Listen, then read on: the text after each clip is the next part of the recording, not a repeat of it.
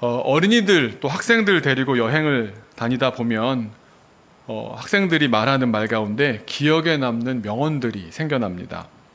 애들이 이런 말을 한다고?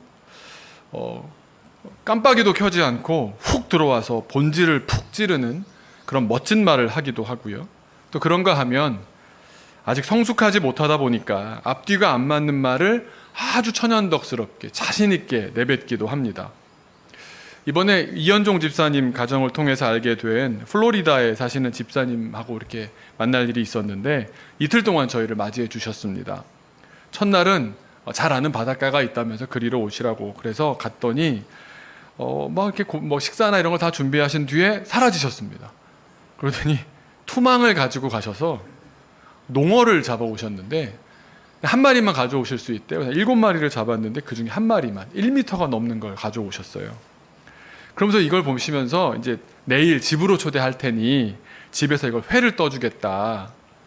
옆에서 듣고 있었던 학생들이 이제 그 얘기를 다 듣고 있었기 때문에 제가 물어봤습니다. 학생들한테. 너희들 생선 다 잘 먹니? 그랬더니 한 친구가 굉장히 진지하게 이렇게 얘기하는 겁니다. 생선은 안 먹는데 회는 잘 먹어요. 들을 때는 몰랐는데 조금 지나니까 뭐가 이상한데? 자기들끼리도 이제 학생들, 야, 그거 이상한 말 아니야? 막 이제 서로 얘기가 되기 시작했습니다.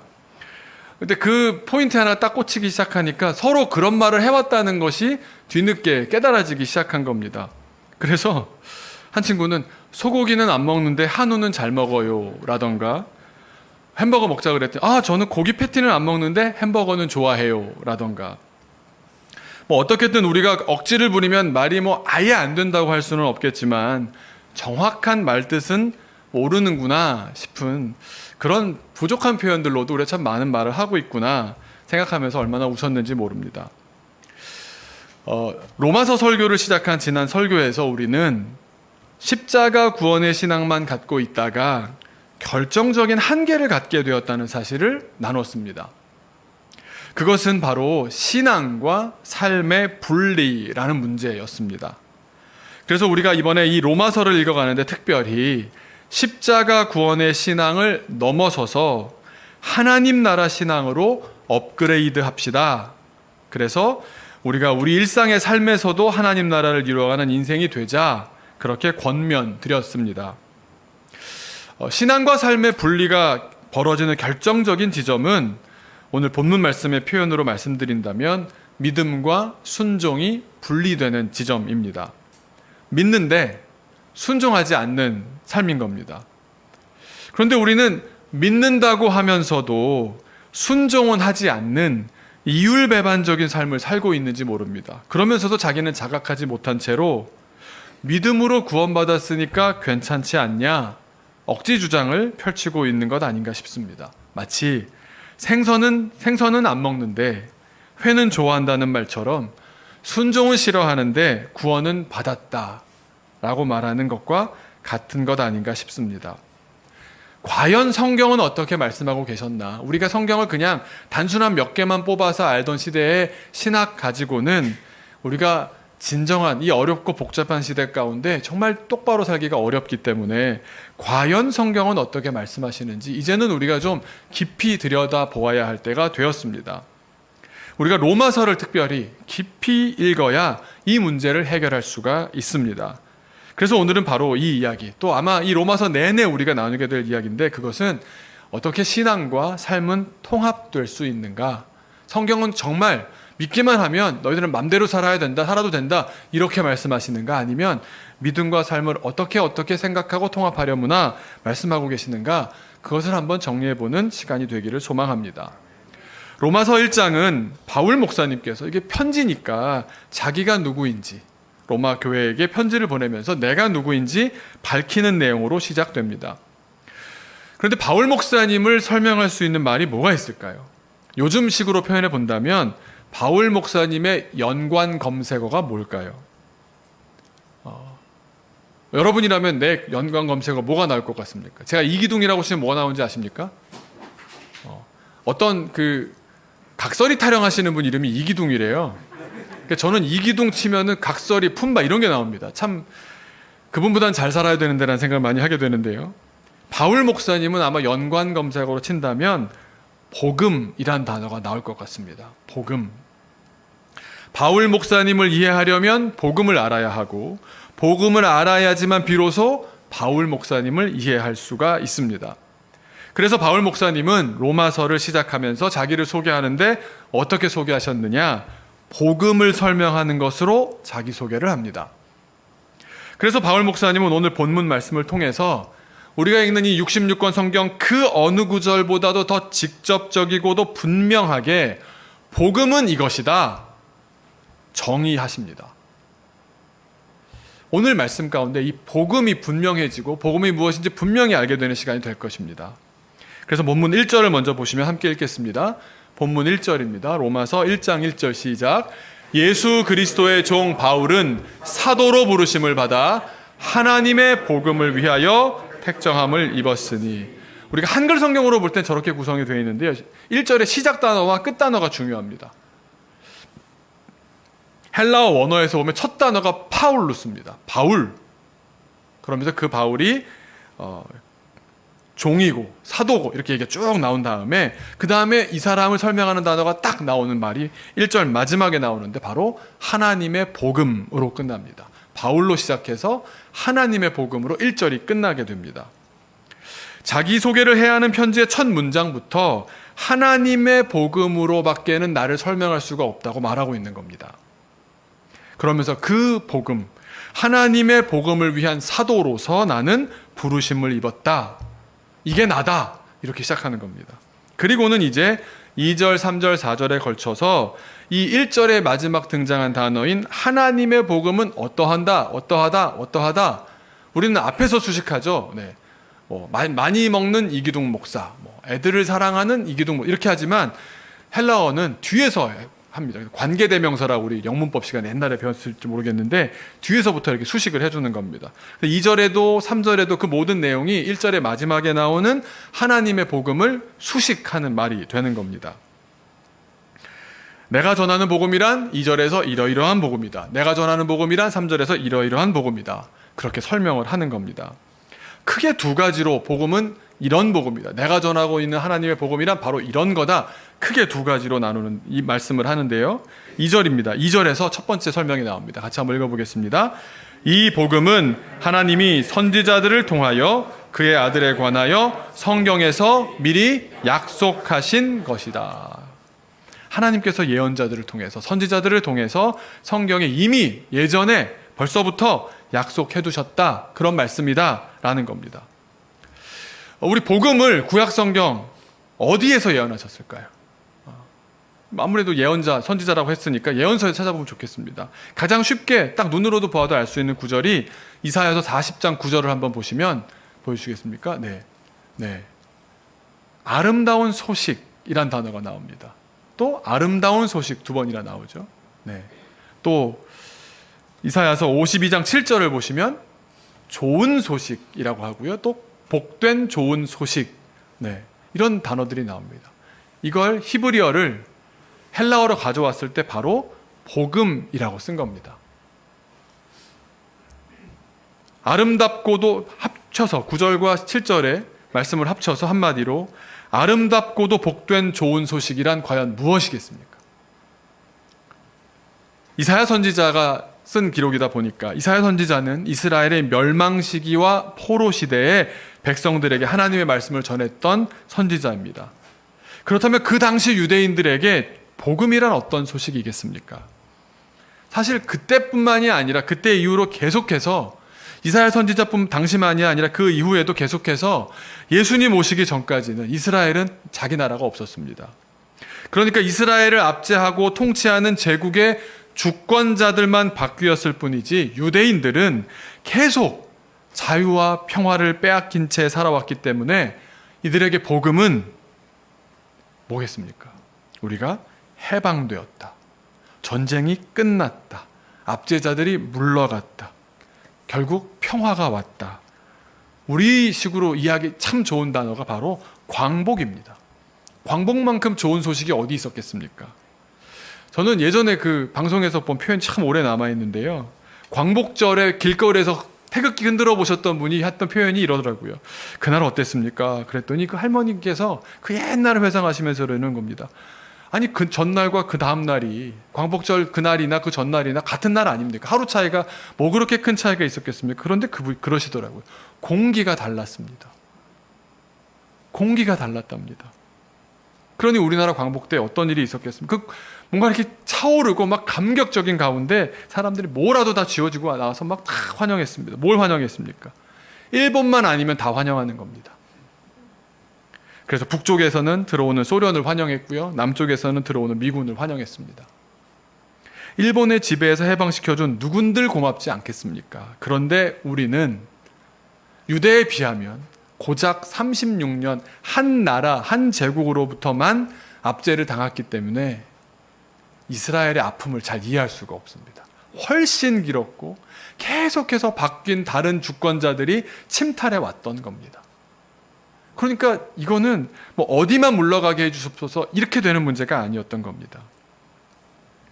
수도 없이 주인을 바꾸어가며 이어진 오랜 핍박의 시절을 겪던 유대인들에게 있어서 복음이란 그들의 통치, 모든 압제자들의 통치가 끝났다 이것이었습니다. 그 소식은 다른 말로 하면 뭐겠습니까? 어떻게 모든 압제자들이 물러갈 수 있겠습니까? 세상 그 어떤 세력도 무릎 꿇게 만들 수 있는 가장 강력한 통치가 시작되어야 하는 겁니다. 다름 아니라 너의 하나님께서 통치하신다. 그러니까 바울 목사님이 전하는 옛적 선지자들로부터 계속 예언되어 온 하나님의 복음이란 무엇이냐? 하나님께서 통치하신다는 소식이었습니다. 하나님의 나라가 온다. 하나님께서 다스리기 시작하셨다. 이 소식입니다. 하나님께서 다스리시는 나라가 뭡니까? 하나님의 나라입니다. 그러니까 하나님의 복음을 두 가지로 지금 설명하면서 첫 번째, 먼저 예언자들을 통하여 오랫동안 말씀해 오신 하나님의 복음이다라고 하는 그 말씀은 바로 하나님께서 통치하신다라는 하나님의 복음을 말하는 겁니다. 두 번째 설명은 하나님의 나라를 어떻게 설명하느냐? 3절과 4절에 걸쳐서 설명하는데요. 먼저 3절과 4절 한번 같이 읽어보겠습니다. 로마서 1장 3절과 4절입니다. 그의 아들에 관하여 말하면 육신으로는 다윗의 혈통에서 나셨고 성결의 영으로는 죽은 자들 가운데서 부활하사 능력으로 하나님의 아들로 선포되셨으니 곧 우리 주 예수 그리스도시니라. 유대인들이 기다려왔던 복음, 하나님 나라는 하나님의 아들 예수님을 통해 이루어졌기 때문에 이제 하나님의 나라를 설명하기 위해서 3절과 4절에서 예수님을 설명하고 있는 겁니다. 복음의 핵심은 예수님이십니다. 3절과 4절은 서로 다른 측면에서 이 복음의 핵심이신 예수님을 설명하는데 3절은 예수님을 육신으로 설명합니다. 그러면서 뭐라고 얘기하느냐?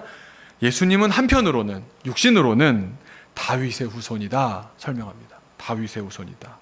그리고 4절에서는 영적으로는 성결의 영으로는 성령으로는 누구시라고요? 하나님의 아들이다 설명합니다. 자, 육적으로는 다윗의 아들이고 영적으로는 하나님의 아들이라고 설명하는데 이분이야말로 이 복음의 핵심이라고 하는 건데 제가 질문을 한번 드려보겠습니다. 다윗의 아들과 하나님의 아들의 공통점이 뭐겠습니까? 하나님의 아들과 다윗의 아들의 공통점이 무엇이겠습니까? 공통점은 두 분 다 왕권 후계자라는 겁니다. 조선식으로 말하면 세자입니다. 세자. 그래서 3절을 먼저 한번 들여다보면요. 육신으로는 다윗의 혈통, 다윗의 후손이다 설명을 했는데 신약 성경 시대에 예수님 당시에 유대인들 사이에서 다윗의 후손이란 단어가 나오면 무엇을 뜻했겠습니까? 한번 이 외침을 떠올려 보시면 뭔가 탁 떠오르실 텐데요. 호산나! 뭐라고 합니까? 그 다음에 이어서. 네. 유대인들이 예수님께서 예루살렘으로 입성하시기 시작하니까 이 호산나에 이어서 뭐라고 외쳤는지가 참 중요합니다. 마태복음 21장 9절을 보시면 호산나! 다윗의 자손이요. 주의 이름으로 오시는 이요. 그분이 그분이시군요. 이렇게 받아들이고요. 요한복음은 또 어떻게 기록하느냐 하면 12장 13절에 호산나 찬송하리로다 주의 이름으로 오시는 이 곧 이스라엘의 왕이시요. 왕이시요. 그러니까 지금 예수님께서 유대 나라의 정중앙으로 들어오시자 백성들은 직감한 겁니다. 그때구나. 대망의 그 순간이 찾아왔구나. 다 종려나무 가지 들고 나가서 환영한 겁니다. 뭘 기대했겠습니까? 즉위식을 기대한 겁니다. 대관식을 기대한 겁니다. 왕권이 이제 하늘로부터 예수님께 부여되겠구나 기대했던 겁니다. 그러니까 다윗의 자손 예수여, 무슨 의미입니까? 왕이시여, 메시아라는 뜻입니다. 구약의 메시아, 그 뜻이 무엇입니까? 기름 부음을 받은 자. 오늘 지금 설교하고 있는 이 맥락의 설명을 드린다면 기름 부음 받았다는 게 뭡니까? 세자 책봉을 받은 자라는 뜻입니다. 아직 대관식만 안 열렸을 뿐인데 그분이 이제 예루살렘으로 들어오시니 이거 뭐 시간 문제구만 생각하게 된 겁니다.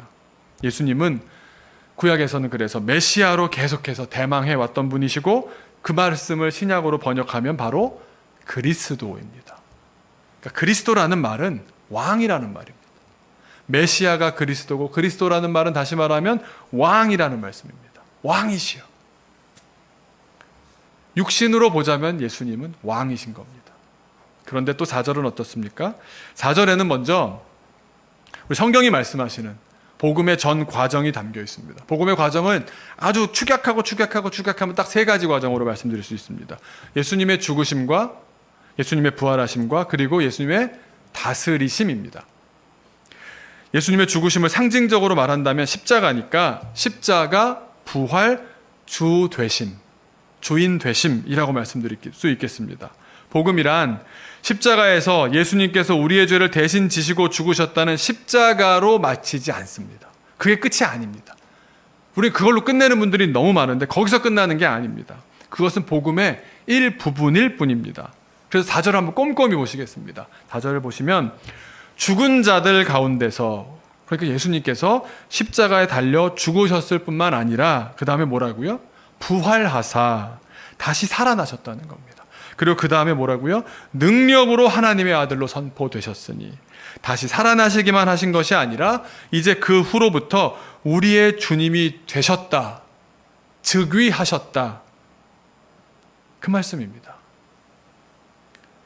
그러니까 이 4절의 첫 문장으로 복음의 과정 전체를 다 담아내고 있는 겁니다. 그래서 4절을 다시 정리하자면 성령으로는 죽은 사람들 가운데서 부활하심으로 통치권을 가진 하나님의 아들로 확정되셨습니다, 이 뜻입니다. 왕권을 가진 하나님의 아들이 되셨다. 이제는 세자가 아니라 진짜 왕이 되셨다. 세자였지만 왕위를 후계할 것으로 다 예상하고 있었고 그렇게 부르심 받았지만 이제는 진정한 왕으로 다스리게 되셨다라는 겁니다. 즉위하게 되셨다, 대관식이 치러졌다, 이 말입니다. 그 과정의 핵심이 뭐였습니까? 십자가와 부활이었습니다. 그러니까 우리가 신앙이 십자가에만 있으면 함께 부활하기도 어렵고 그 다스림 가운데 살아가기도 어려운 겁니다. 이미 하느님의 아들이셨는데 십자가에서 죽으시고 3일 만에 부활하심으로써 이제 통치권을 가진, 그 이후로부터 지금까지 우리에게까지 통치권을 가진 왕으로 확정되셨다라는 말입니다. 왕권 후계자요 세자로 머물러 계신 것이 아닙니다. 그분은 지금 우리의 왕이 되신 겁니다.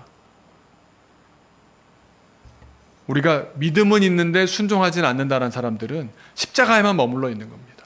함께 부활에도 이르러야 하고요. 지금 나의 삶 가운데서도 주님과 함께 주님의 다스림 가운데 살아가야 하는 것이 복음을 제대로 사는 사람의 신학인 것입니다. 그래서 4절 두 번째 문장을 보시면 이 3절과 4절의 내용을 한 문장으로 요약해주는 아주 명언이 탄생합니다. 곧 우리 주 예수 그리스도시니라. 이게 우리말을 살리다 보니까 이렇게 번역이 되었는데 원문의 순서대로 하면 오늘 설교 제목이랑 같습니다. 예수 그리스도 우리의 주님. 예수가 누구냐? 그리스도신데 우리의 주님이시다. 이 내용이 3절 4절의 전체 내용입니다. 성경이 정말 정확합니다. 그래서 한번 살려서 읽어본다면 예수님은 육신으로 보신다면 다윗의 자손이신 메시아 그리스도 왕이시며, 성령으로 본다면 십자가와 부활을 거쳐 이제 우리의 주권자로 다스리게 되신 우리의 왕이십니다. 우리의 주이십니다. 그래서 3절 4절 예수는 왕이신 그리스도시고 우리의 주님이십니다. 이렇게 고백하는 겁니다. 예수 그리스도, 우리의 주님. 이렇듯 바울 목사님께서 인생을 걸고 충성했던 하나님의 복음은 하나님 나라의 복음이었습니다. 예수님께서 통치하시는 주님이 되시는 그 복음을 전했던 것입니다. 예수님을 믿는다는 것은 그래서 단지 예수님께서 우리 죄를 대신해서 십자가에 달려 죽으셨다라는 복음의 한 과정, 한 일부만을 인정하는 데 그쳐서는 안 되는 겁니다. 그저 나는 죽으면 천국 간다고 하는 좁은 신앙에 그쳐서는 안 되는 겁니다. 예수님을 믿는다는 것은 예수님을 지금 나의 왕, 나의 통치자이신 그리스도로, 나의 주님으로 맞아들이며 그 주님 안에 혹은 그 주님 아래 사는 삶이 당연히 뒤따라오게 되어 있는 것입니다. 그래서 예수님이 나의 인생 전반에 걸쳐 진짜 주인처럼 내가 주인인 삶이 아니라 주님께서 나의 주인으로 사시는 그런 삶을 말하는 겁니다. 그러니 우리의 믿음과 삶은 분리될 수가 없습니다. 분리될래야 뗄래야 뗄 수가 없는 겁니다. 생선은 못 먹는데 회는 좋아한다는 말처럼 자기가 하고 싶은 말만 하고 자기에게 유익한 것만, 자기에게 기호에 맞는 것만 골라서 섭취하는 것으로 설명할 수 있는 세계가 아닌 겁니다. 순종은 하지 않으면서 믿기는 믿는다는, 말로는 분리되는 것 같은데 내용으로 보아서는 어불성설인 말장난일 뿐입니다. 여러분 믿습니까? 그 말 안에는, 내가 믿습니다라는 말 안에는 삶이 당연히 동반되었을 때 믿는다라고 말할 수가 있는 겁니다. 우리가 믿는다라고 하려면 우리의 삶에서 주님의 통치를 인정하며 왕으로 모셔야만 하는 것입니다. 제가 이번에 미국에 가서 오랜 친구들을 또 만나게 됩니다. 그 친구들이 저희 학생들을 만나주고 또 그 친구들이 아는 미국에서 정말 현지인들만 갈 수 있는 곳, 또 경험할 수 있는 세상으로 이제 안내를 해주니까 저는 이제 친구를 만나는 셈도 되는 거죠. 저랑 제일 친한 친구 중에 베리라고 있어요. 한 20년 지기 친구입니다. 가족끼리도 친하고 부부끼리 다 친하고 자녀들끼리도 함께 키웠기도 했습니다. 근데 이번에 가서 만나자고 그랬더니 못 만나겠다는 겁니다. 아니 나한테 왜 이러지? 내가 가는데 제일 친한 친구 안 만나겠다니까 좀 충격이 되잖아요. 왜 그런가 이제 물어봤더니 금식 중이라는 겁니다. 백인 미국인이 금식 중이라고. 그래서 뭐 얼마나 오래 하길래 그랬더니 작년부터 시작했다고. 이게 어떻게 되는 거지? 봤더니 40일을 꼬박 금식하는 거예요. 그래서 아니 목사인 저도 못 해봤고요. 40일 금식 기도는.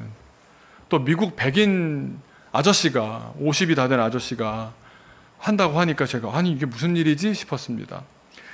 이 친구가 어떤 친구였냐면 제가 연동교회에서 부목으로 있었던 시절에 친구니까 제가 미리 미국 갈 일이 있었을 때 연동교회에 우리 미국인 사역자 한 명을 우리가 뽑으려고 한다. 그러니까 우리가 가족 단위로 오면 어려우니까 우리 한 명 싱글로 올 수 있는 한 사람 좀 소개해 줘. 그랬더니 준비가 됐다는 겁니다. 그래서 이번에 너 미국 오면 인터뷰하게 해줄게. 갔더니 누구야 인터뷰할 사람이 좀 만나게 해줘. 그랬더니 우리 가족이야. 그러는 겁니다. 직장이 다 있고 집도 다 짓고 살고 있는 사람들인데 다 내려놓고 걱정하지 마. 한 명 생각하고 준비된 그 사례금만 주면 돼. 집이야 원룸이야. 괜찮아. 우리 4명 한 집에서. 이게 한국 사람이 원룸 사는 것도 힘든데요. 미국에서 하우스에서 잔디 앞뒤로 다 있고 이러던 사람이 방 한 칸에 살겠다는 겁니다. 미친 거 아닌가? 제가 1년 넘게, 계약이 1년이야. 오면 1년 있어야 돼. 괜찮다고. 진짜로 그렇게 살았습니다. 그리고 한국 와서 이상한 또 뭔가 다짐을 한 게 느껴졌는데 머리를 안 자르는 거예요. 계속 기른 남자가 머리를 닦고 미쳤나 얘가 왜 이러지? 그랬더니 너 왜 그래? 그랬더니 내가 1년 동안 한국에서 내가 특별히 하나님께 쓰임받을 일도 없는데 머리라도 쓰임받아야겠다. 무슨 소리냐 그랬더니 백혈병 환우들을 위해서 머리를 기증할 수가 있는 거예요. 1년 동안 자기 외모를 버리고 미국으로 돌아갔을 때 그 머리를 잘라서 봉사를 하겠다는 겁니다.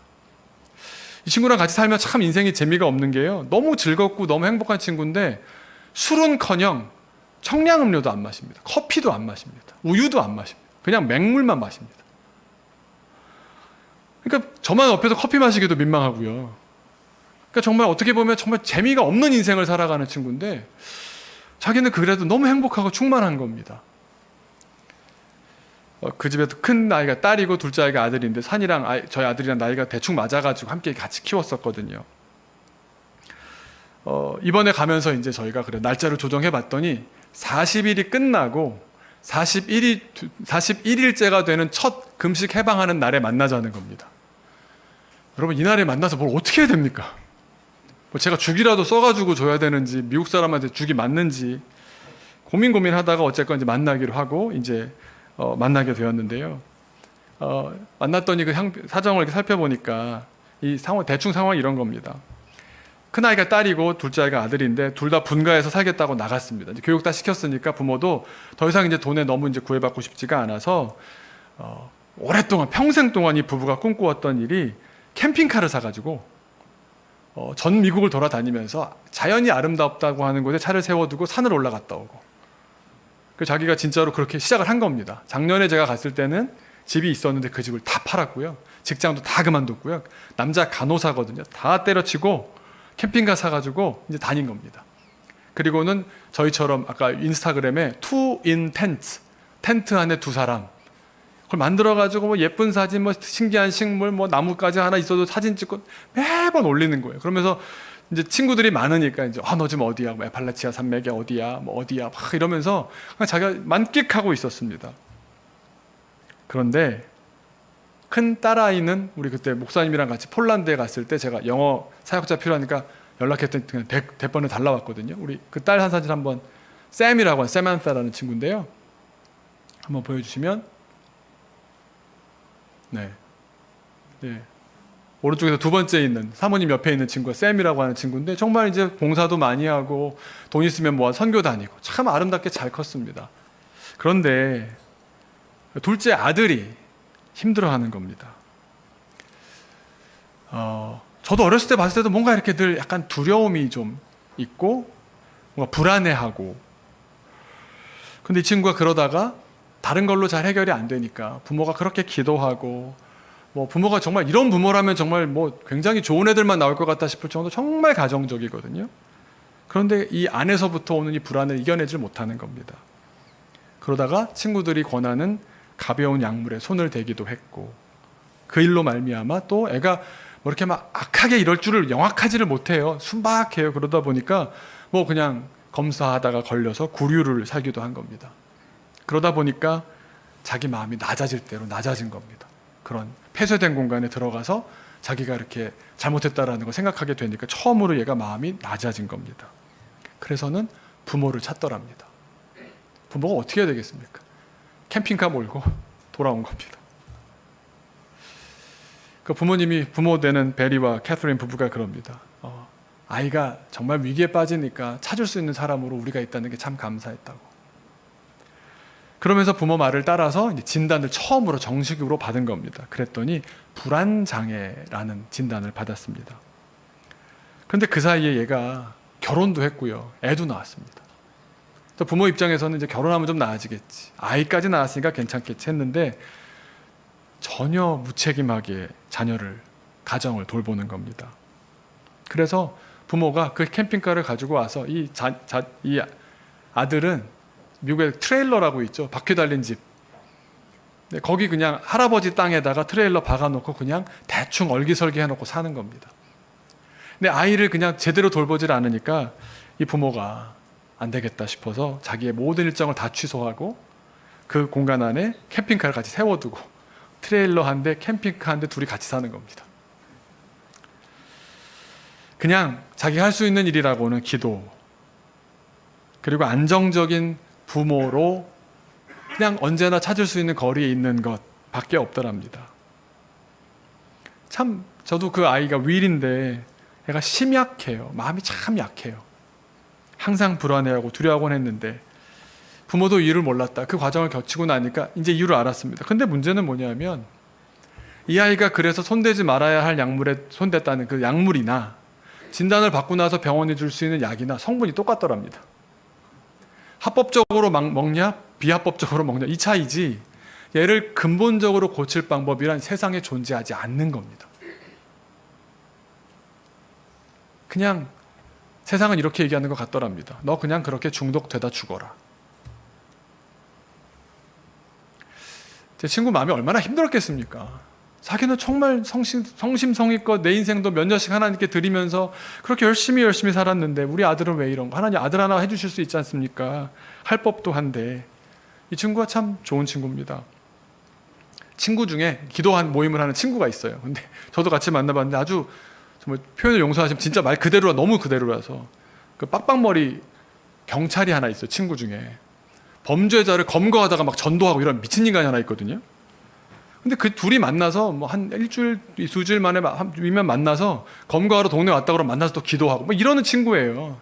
저도 같이 엮였다가 막 3시간씩 기도하고 막 이랬거든요. 근데 그 경찰 친구는 한번 이렇게 일을 겪고 나서 굉장히 막 그 뭐 총을 쏜다거나 트라우마가 될 법한 일이 있으면 금식을 하더라고요. 하나님, 제가 또 이렇게 폭력을 통해서 평화를 이룬다는 게 얼마나 부끄럽습니다만 다른 사람이 하는 것보다 제가 그래도 이렇게 그 사람을 그래도 막아설 수 있게 해주다. 이렇게 사는 친구가 또 있어요. 그 친구한테 금식을 하면 이런 유익이 있고 내가 금식을 했더니 하나님께서 나를 정말 이 경찰직을 수행하면서도 지켜주시더라. 이런 이야기를 나누고 있었는데 작년 연말에 그 얘기는 머릿속에 있었고 기도하는 가운데 하나님께서 마음을 확 몰아주시더랍니다. 금식하라고. 여러분, 미국 사람은요, 주변에 40일 금식하는 사람을 찾을래야 찾을 수가 없습니다. 없습니다. 우리나라는 그래도 뭐 책에라도 나오잖아요. 옛날 어른 목사님들이 이야기라도 전해 내려오는데 없거든요. 그런데 하나님께서 부르셨다는 소식이, 그 소리가 너무 분명하니까 두려움이 하나도 없어지더랍니다.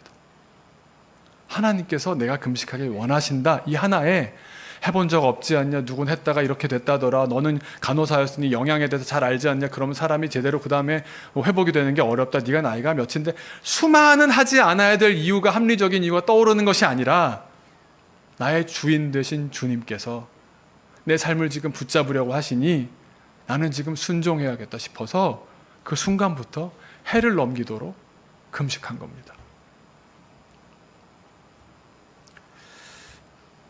저희가 만나서 첫 끼를 제가 살 수 있는 영광을 누렸습니다. 40일 만에 주는 밥을 먹으니까 너무 행복해하는 거예요. 국물이 넘어가는데 막 황홀해하면서 넘어가는 겁니다. 정말 사진 한번 보여주시면 20년을 본 중에 정말 제일 홀쭉하더라고요. 네. 네, 왼쪽에 있는 친구인데, 네, 정말 홀쭉하죠.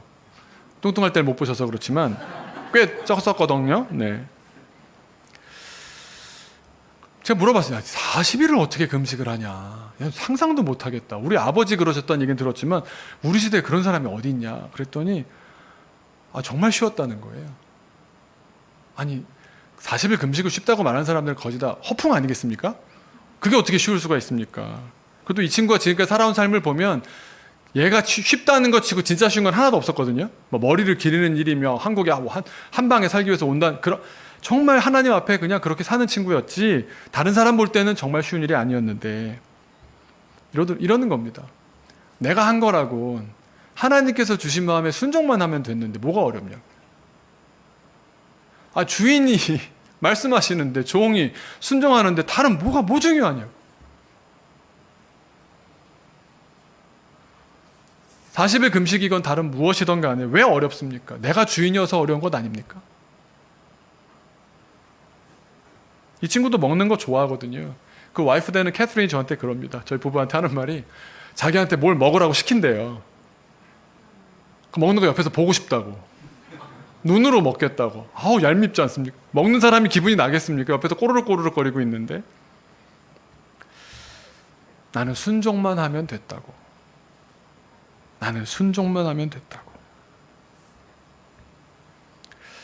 결과적으로 어떻게 됐겠습니까? 제가 궁금해서 물어봤어요. 그 윌이, 그 와이프도 보통 아니던데 너한테 고마워라도 하니? 그런 거 하나도 없고요. 그냥 언제나 아빠가 있잖아요. 옆 차에 아빠가 늘 있잖아요. 그러니까 부부가 놀고 싶으면 그냥 아빠한테 맡기고 몇 시까지 온다는 말도 없이 나가서 뭐 밤늦게까지 있다가 애 찾지도 않고 들어가 자고 뭐 그런데요. 철딱서니가 없어요. 그런데 아빠로서 옆에 늘 있고 늘 기도해 줄 수 있고, 또 그렇게 할 수 있을 때까지 자기가 지금 뭐 평생 간호사 하면서 생활 준비도 해놨고, 또 자기들이 뭐 굉장히 좋은 집 살려고 하는 그런 욕망이 있는 사람도 아니고 캠핑카 하나면 충분하고. 그런데 자기가 힘이 드니까요, 먼저 운전하고 나가질 못하겠더래요.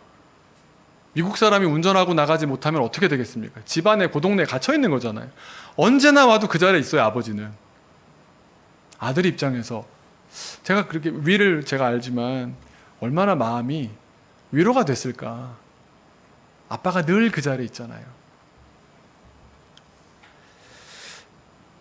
좋은 아빠로 살 수 있게끔 내가 좁아져 버린 겁니다. 주님과 깊어져 갔던 겁니다. 그랬더니 언제나 문 두드리면 대답할 자리에 있고요. 또 화를 내려, 야 임마 이건 너무하잖아! 이럴 법도 한데 그것도 기운이 나야지 하는 거 아닙니까?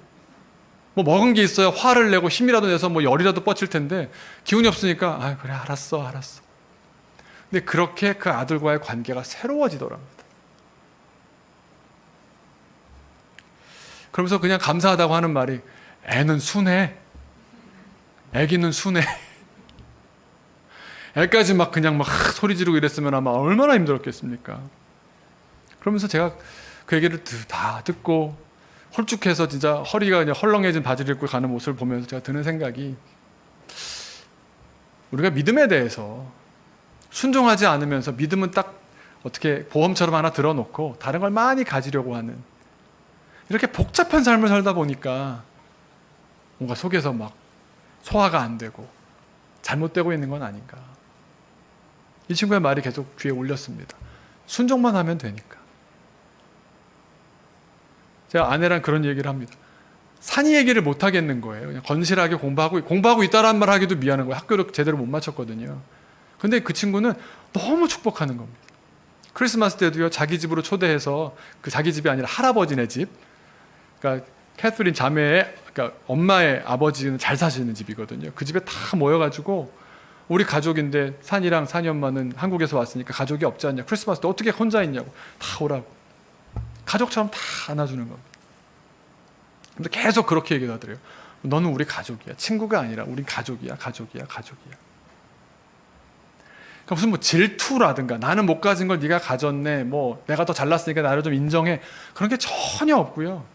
지금 내게 하나님께서 주신 삶이 이건데 얼마나 감사합니까? 그걸 말로 난 참 감사해, 뭐 이런 표현 하나도 없는데요. 그냥 삶에서 확 느껴지는 거예요.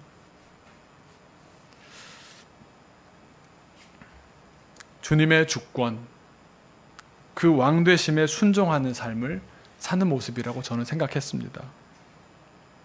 금식하다 보니까 하나님께서 내가 있기를 원하는 그 자리가 여기구나 깨닫게 되더랍니다.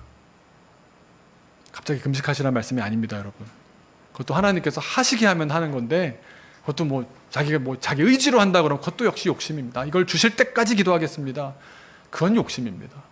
하지만 하나님께서 내가 방법을 모를 때 잠깐 너 그거 다 끊을 수 있도록 이렇게 해봐, 조용히 권면하신다면 하나님께, 나의 주인 되신 주님께 순종하는 마음으로는 할 수 있지 않겠습니까? 로마서를 읽는 가운데 이 지점에 계속 부딪힐 겁니다. 나의 주인은 과연 누구인가? 나는 지금 무슨 말을 따라 사는가? 어디에 누구에 순종하며 사는가? 나는 십자가의 복음으로 그냥 구원받았으니까 끝! 하고 나서 하고 싶은 대로 마음대로 사는 삶을 살고 있는가? 아니면 십자가의 주님, 부활의 주님을 따라서 이제는 나를 다스리시는 왕 되신 주님과 더불어 그분께 순종하며 살아가고 있는가? 이 지점이 계속해서 비교될 것이라고 믿습니다. 로마서를 통해서 우리의 신앙이 훨씬 더 발전하는 귀한 계기가 되기를 주님의 이름으로 축원합니다. 이 시간 기도하실 때 주님, 나의 주님, 주님은 나의 주님이십니다. 그냥 부활절 때만 주님이 아니라, 사순절 때만 주님이 아니라, 주님은 사순절의 모든 과정을 넘어 죽으시고 부활하시고 왕 되심으로 나의 주님이 되십니다. 주님, 그 복음의 산 증인으로 바울처럼 살게 하여 주옵소서. 우리 같이 기도하겠습니다.